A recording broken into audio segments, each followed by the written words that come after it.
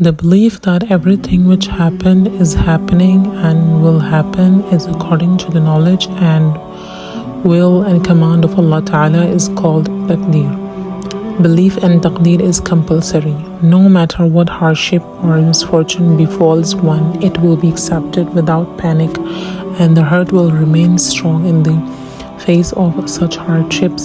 Strong belief in taqdeer will indicate that Allah's wish is in the occurrence and it cannot be opposed. The hardship will disappear only when so desired by Allah Ta'ala. Thus the man of taqdeer accepts what comes his way with contented resignation. One who has understood and accepted this conception of taqdeer will not be overcome with frustration at the delay in the passing of the hardship. He will not become despondent and lose hope when the misfortune endures for any length of time. He will banish weakness. The adherent of taqdeer will not adopt unlawful ways and means of combating the difficulty, for he knows that the adversity has been brought about by Allah Ta'ala. He understands well the elimination of the hardship is not possible without the will of Allah Ta'ala. He therefore realizes the futility of his efforts in trying to eliminate what Allah Ta'ala has willed.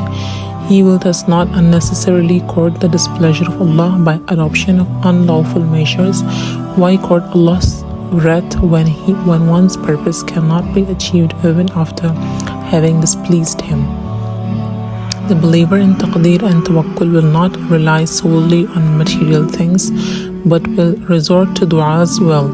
He believes that nothing can be gained without His will. He thus drives greater hope and strength by supplicating to Allah Ta'ala.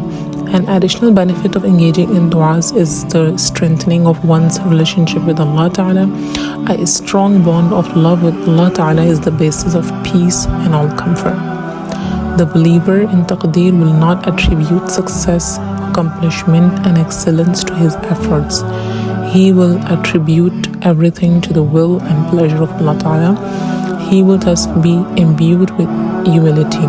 Such a man will not be arrogant and haughty. The summary of what has been said, the believer in taqdeer and tawakkul will be grateful in times and occasions of success and prosperity, and he will be patient when failure and adversity overtakes him.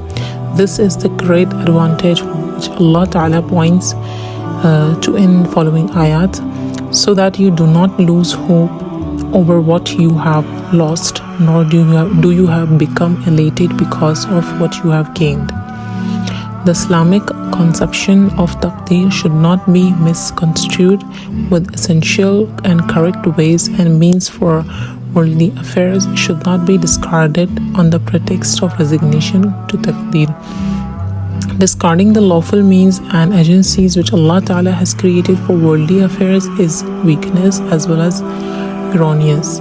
Such error and weakness have been criticized in the hadith.